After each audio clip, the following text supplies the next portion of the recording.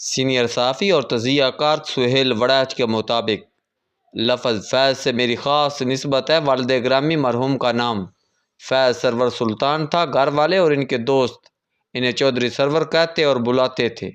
البتہ وہ جس سکول میں پڑھاتے تھے وہاں ان کے شاگرد اور ساتھی اساتذہ انہیں فیض صاحب کہہ کر بلاتے تھے اور اب تک اسی نام سے انہیں یاد کرتے ہیں۔ میں نے اپنے کالم کا عنوان بھی انہی کے نام نامی سے لیا ہے کہ میری زندگی کی انسپائریشن ان کے خیالات اور افکار ہی ہیں۔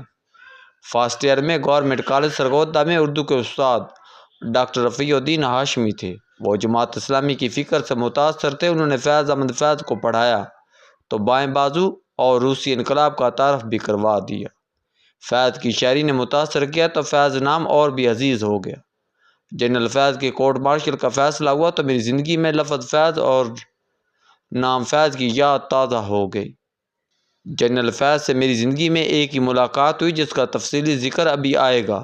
میرے قریبی عزیز دوست جو عمران خان کی کابینہ میں ہیں وفاقی وزیر تھے، وہ جنرل فیض کی اکثر تعریفیں کیا کرتے تھے۔ بقول ان کے وہ سیاست کو جانتے تھے اور وہ فوجی سیٹ اپ میں واحد تھے جو سویلین مائنڈ سیٹ سے بخوبی واقف تھے۔ وہ جانتے تھے کہ کوئی کام کیسے نکلوانا ہے، زور زبردستی، پیار محبت یا دباؤ۔ وہ ہر ایک حربے کو استعمال کر کے اپنا مقصد حاصل کر لیتے تھے۔ جب جنرل باجوہ اور جنرل فیض کی جوڑی پورے جوبن پر تھی، میڈیا پر جنرل باجوہ اور ان کے ماں باپ جنرل کا کڑا جال بچھا ہوا تھا، تو اس کمزور نے 12 سالہ پائیدار ترقی کا منصوبہ نامی کالم لکھا جو تاجکستان میں تو شاید شائع نہ ہو سکا مگر BBC نے اسے شائع کر دیا۔ اس کالم میں جنرل باجوہ کے 6 سالہ دور کے بعد جنرل فیض کے 6 سالہ دور کو ملا کر کل 12 سال دور کی منصوبہ بندی کی تفصیل بیان کی گئی۔ گویا جنرل فیض اور جنرل باجوہ کے عزائم واضح تھے، منصوبہ بندی مکمل تھی، مگر قدرت کے آگے کس کی چلتی ہے۔ عمران کے خلاف تحریک عدم اعتماد سے شروع ہونے والے واقعات نے اس ساری منصوبہ بندی کو ناک آؤٹ کر دیا اور آج معاملہ کورٹ مارشل تک جا پہنچا ہے۔ کہاں تو بادشاہ کی تیاریاں تھیں اور کہاں بات کال کوٹری تک جا پہنچی۔ جنرل فیض حمید سے ملنے کا تجسس بہت تھا، مگر یہ ملاقات تب ممکن ہوئی جب میڈیا کے مشکل ترین حالات میں اسلام آباد ISI کے دفتر میں جنگ اور جیو کے ادارتی ذمہ داران کی طلبی ہوئی۔ یہ کمزور ناچیز بھی اس ٹیم میں شامل تھا۔ اس ٹیم میں جنگ اور جیو کے سینئر ترین لوگ شامل تھے۔ مرگ ہلز کے دامن میں پارلیمان ہاؤس والی سڑک پر واقع اس دفتر کانفرنس روم میں ہم سب چھوٹے بڑے لائن حاضر تھے اور منتظر تھے کہ قدرت سے کیا ظہور میں آتا ہے۔ ابھی ہم کرسیوں پر سیدھے ہو رہے تھے کہ جنرل فیض حمید تشریف لے آئے۔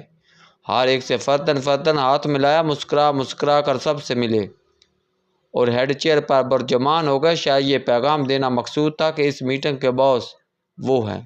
حالانکہ ماضی میں اس طرح کی ملاقاتوں کا آداب اور فقرینہ یہ ہوا کرتا تھا کہ فریق آمنے سامنے بیٹھ کر برابری اور احترام کی بنیاد پر بات کرتے تھے۔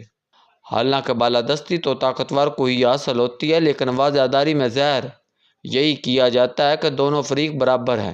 لیکن جنرل پاشوں، جنرل ظہیروں اور جنرل فیضوں نے اس واضح داری کو خیر بات کہہ دیا تھا۔ جنرل باجوہ اور ان کے فوراً بعد آنے والے جنرل کے دور میں ماضی کا کرینہ واضح داری اور آداب بھلا کر 30-40 سالہ تجربے والے ایڈیٹر کو لیفٹیننٹ، کپتان اور کرنل فون کر کے سنگین نتائج کی دھمکیاں دیا کرتے تھے۔ دھمکیاں پہلے بھی آتی تھی، مگر ادب و آداب کو ملحوظ خاطر رکھ کر، رینک اور رتبے کا خیال رکھتے ہوئے۔ مگر اوپر دیے گئے ناموں کے دور میں عسکری ادارے کے کاربردان نے میڈیا کی توہین اور اس کے ذمہ داروں کی ذلت کو پورا اہتمام کیے رکھا۔ آج اگر میڈیا کا گلا گھونٹا جا چکا ہے تو اس کا آغاز جنرل باجوہ نے منظم سائنسی طریقے سے کیا تو ان کے فوراً بعد آنے والے جنرل نے اسے نئی بلندیوں تک پہنچا دیا۔ میڈیا سے وہ مطالبات کیے جاتے تھے جو پورے 70 سالہ تاریخ میں کبھی سنے نہیں گئے تھے۔ خیر، ذکر تو جنرل فیض سے ملاقاتوں کا ہو رہا ہے، گلے شکوے تو بر۔ ملاقات کا آغاز لمبے چوڑے سمارٹ بریگیڈیئر صاحب نے کیا اور کہا کہ آج کی جنگ اور اخبار نے حکومت کے خلاف سرخی جمائی ہے۔ حالانکہ کسی اور اخبار نے ایسا نہیں کیا۔ ہمارے ادارے کے سربراہ نے تحمل سے الزام سنا اور سامنے بڑے 4 اخبارات میں لگی وہ سرخی دکھا دی۔ دوسری جانب خاموشی چھا گئی۔ الزام ہی غلط تھا جنرل فیض حمید کا۔ جنرل فیض حمید کہاں تو تھے، سمجھ گئے کہ ٹیبل ٹاک اور دلائل کی بنیاد پر جیتنا ممکن نہیں، اور یوں ہمارے باس کا بازو پکڑ کر اندر لے گئے۔